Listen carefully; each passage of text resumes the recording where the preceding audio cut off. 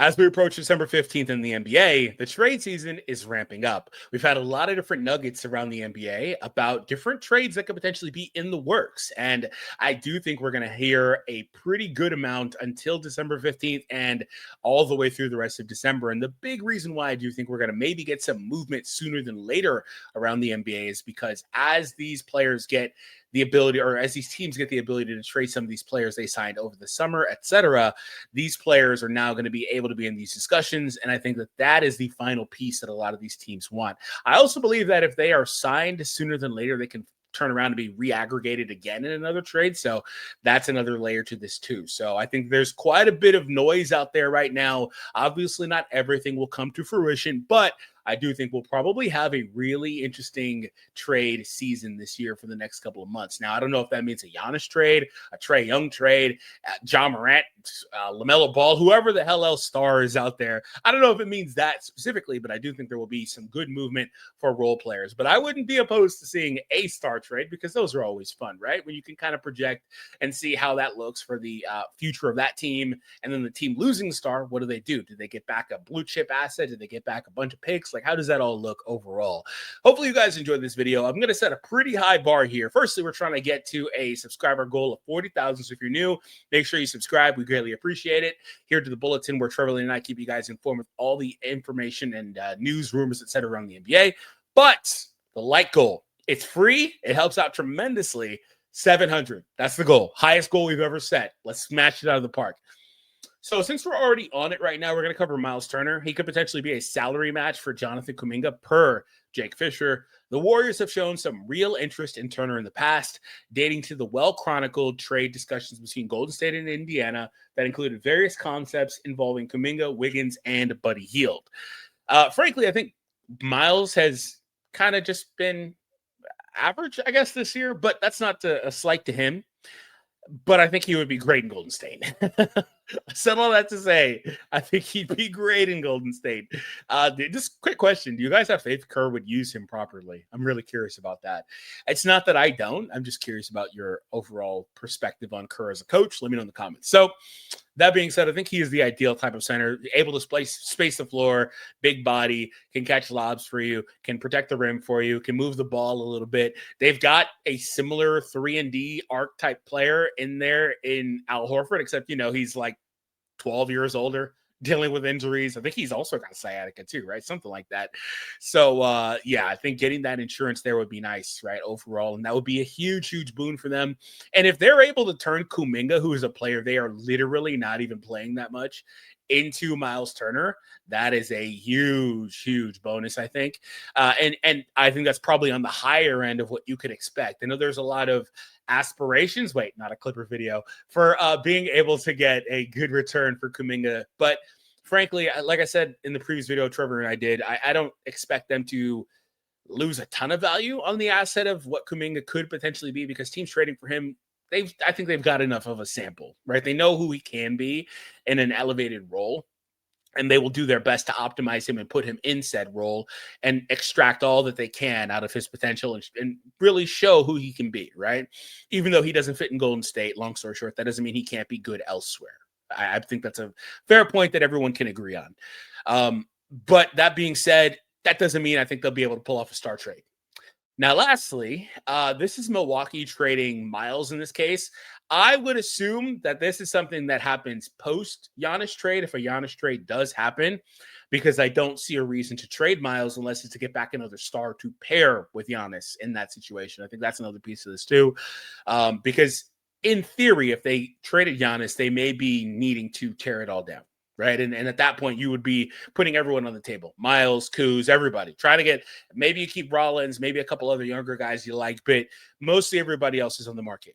And at that point, I think that's where this would come out. And that would also mean that Golden State missed out on the Giannis sweepstakes. That's another element to this as well, because the big thing about that, about Kuminga, about some of their other assets, is that they have wanted to sit on them for a potential Giannis or star trade. Right. So I think Myles is a consolation prize for a lot of teams, potentially, if the Bucks do decide to blow it up. So keep that in mind, just in the back of your mind, in terms of like how all of this could potentially shake out. But next, we're going to get to Giannis, the man himself. Shams had a report on that. More on that in just a minute. Don't go anywhere.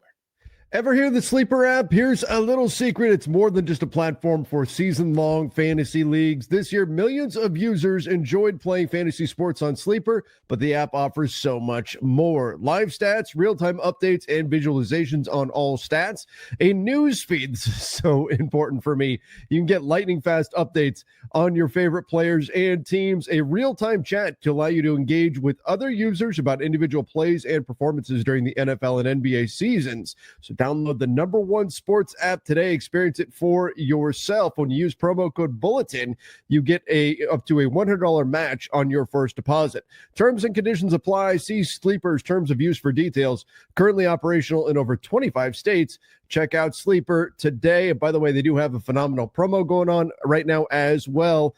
Free $20 entry. Go check that out. No deposit required. $20 entry for free. Go check them out. Use the link in the description down below, and that promo code is Bulletin.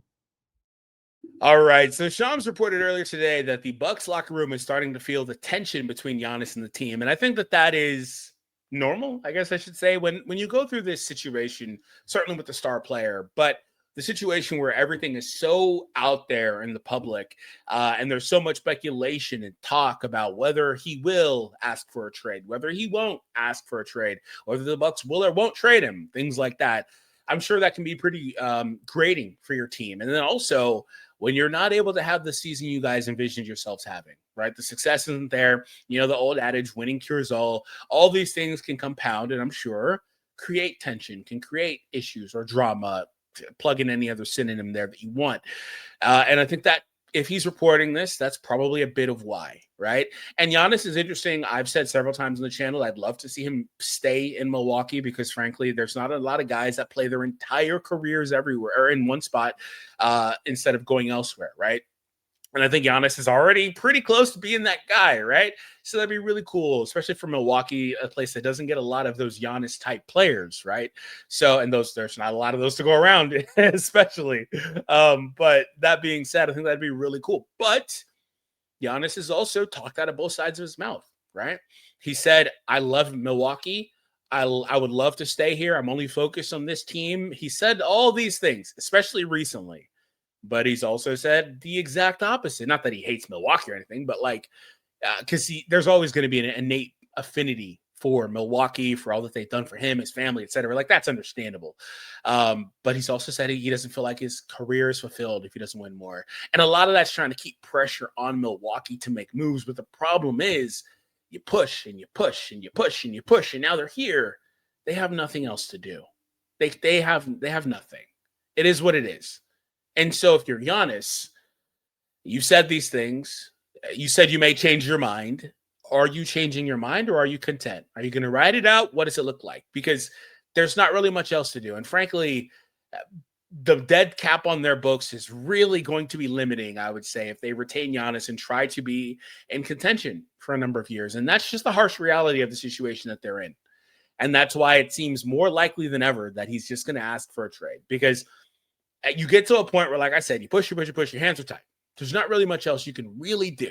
Myles Turner, Damian stuff was already a Hail Mary. That was them pulling a rabbit out of the hat because nobody else is doing that except for Phoenix, who is desperate. And I think they were emboldened by seeing the Milwaukee Bucks do it, because if Milwaukee don't do it, I don't know that Phoenix does it, frankly.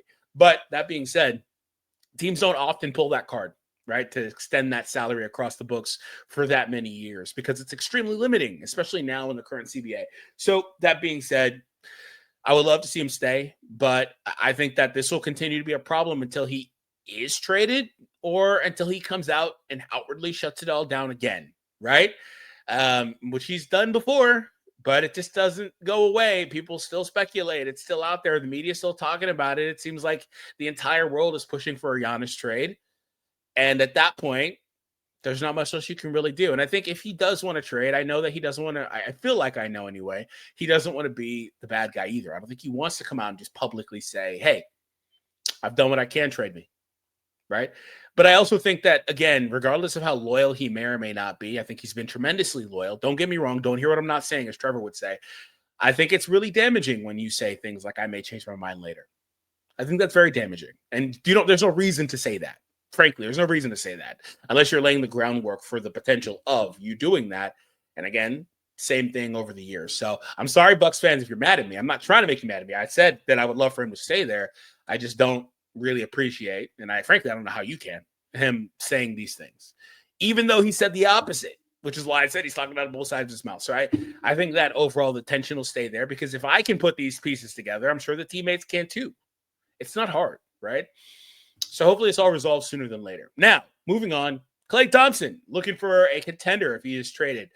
We've had a lot of reports about Dallas potentially trading a lot of these guys, a lot of their vets on the team.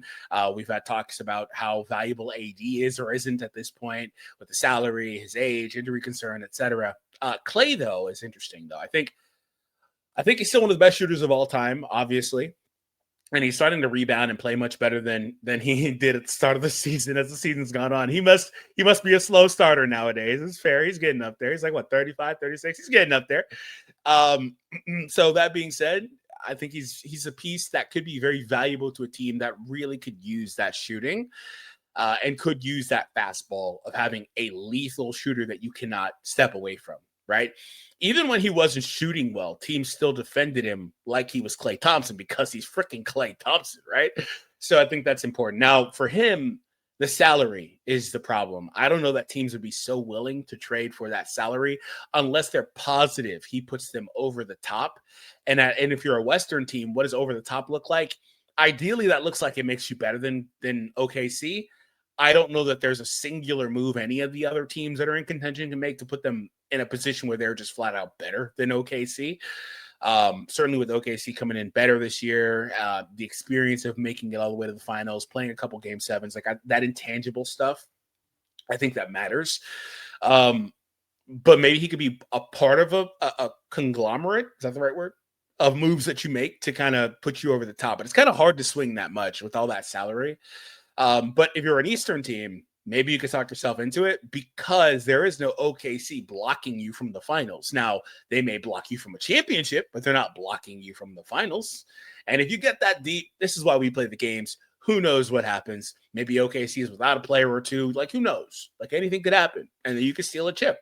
Maybe Klay is the one that puts you over the top. Speaking of OKC, they made a trade for a guy the year prior in Caruso. He was their finishing piece, right? Can Klay be that for somebody? Who knows? It's certainly on the table overall. The Kings, GM Scott Perry is trying to convince ownership it could take 3 to 5 more years to turn the franchise around. Thank you, Scott. That is the right move. That is the right decision. Hopefully he's been trying this for a long time, and if he has, god dang, ownership is crazy. Because as someone that was literally born and raised in Sacramento, I moved away after a point, but I did get to see the team at its height, right? I'm just old enough to remember that. Just old enough. I'm early 90s baby, just old enough, right? So I can understand coming out of that humongous drought, right? And not wanting to go back there and not wanting to deal with that uncertainty. And I think for the Kings, it's deeper than it is for any other team because of that drought. And it puts an added focus and spotlight on their inability to make the right moves, right? The right trades. In hindsight, was trading Halliburton the right move? No. Hell no, right? In hindsight, was trading Fox for Zach LaVine the right move? No. No, certainly not. Certainly not. Right? It's not about the quality of Sabonis or LaVine. It's about what your franchise should be opting to do at that point, right? You should be trying to get back younger pieces instead of a win now piece in LaVine with some couple of firsts that are damn near fake firsts. You don't want that, right? You should want to shift the focus of the organization. Was drafting who? Bagley over Luka or even a couple other players the right decision? Certainly not. It really shines a spotlight on your poor decision making from the top down, right? But nonetheless, I think you've got to go with it and hope that things are better this time around, right? I think you've got to go through with that. Get as many assets as you can.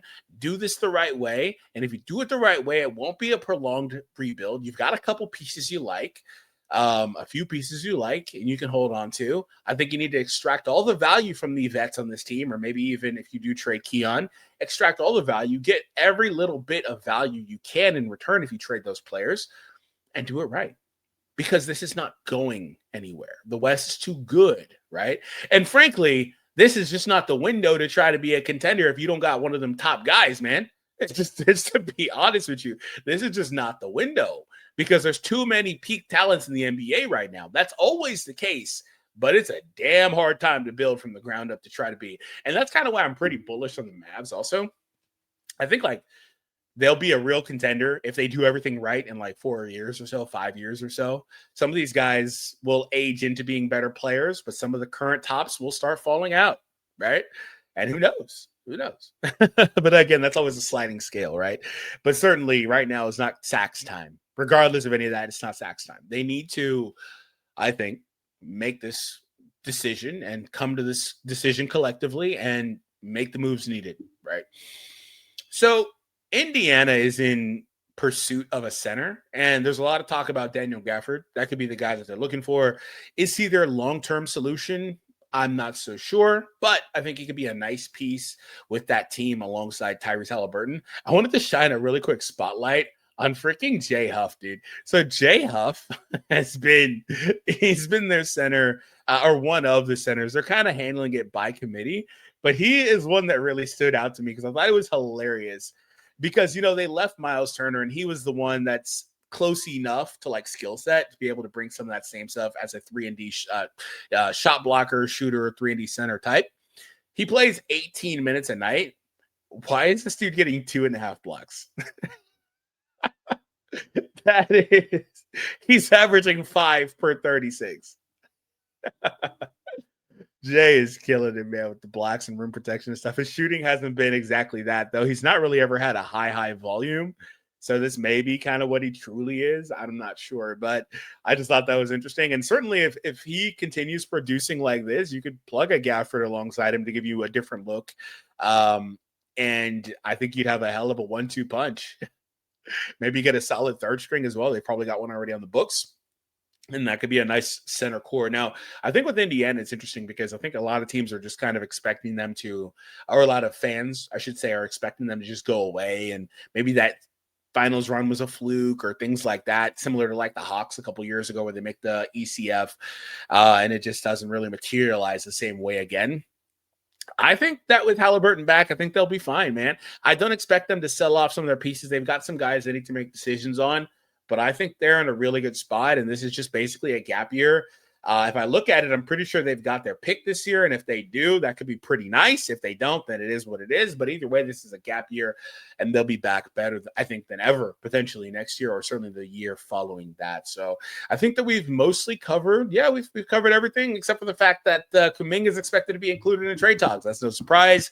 Back to the Kings of it all, but we'll see what happens. There were some teams that were interested. Golden State, they didn't want to pull the plug on they didn't want to pull a deal for Kuminga ultimately because they felt like they could get more. And then secondly, like I was mentioning with Klay, some of these guys, they make 20-ish million, and it's just kind of hard to see yourself paying that number. Certainly if there's a player option and a couple years left on the deal, it's kind of hard to see yourself paying that amount if you're an organization in the current CBA. Can you get away with that? I'm not sure. And then if you are Monk, who I think is a hell of a player still. I don't think that this is any like commentary on him as a player. I think he's great. But I just think that teams have moved away from this archetype of player.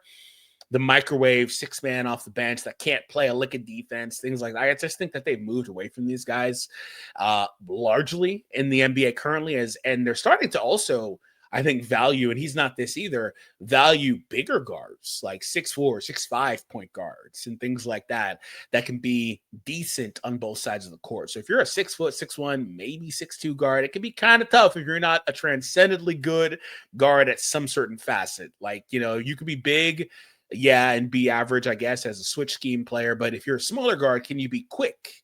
Can you be a lights out shooter? Can you be a lot of these things? And Monk is some of that stuff too. So maybe he's the one that can kind of sustain, but I think teams would be much more willing to pay him and keep him for a long term if he had literally half the salary. Like if he was making around an MLE this year, which is around 13, I think that'd be pretty good. 10, 11, 12, 13, I think would be a good number. All right, guys, we're going to conclude there. Hopefully you enjoyed this video. Remember, hit that thumbs up, subscribe, and I'll see you in the next video.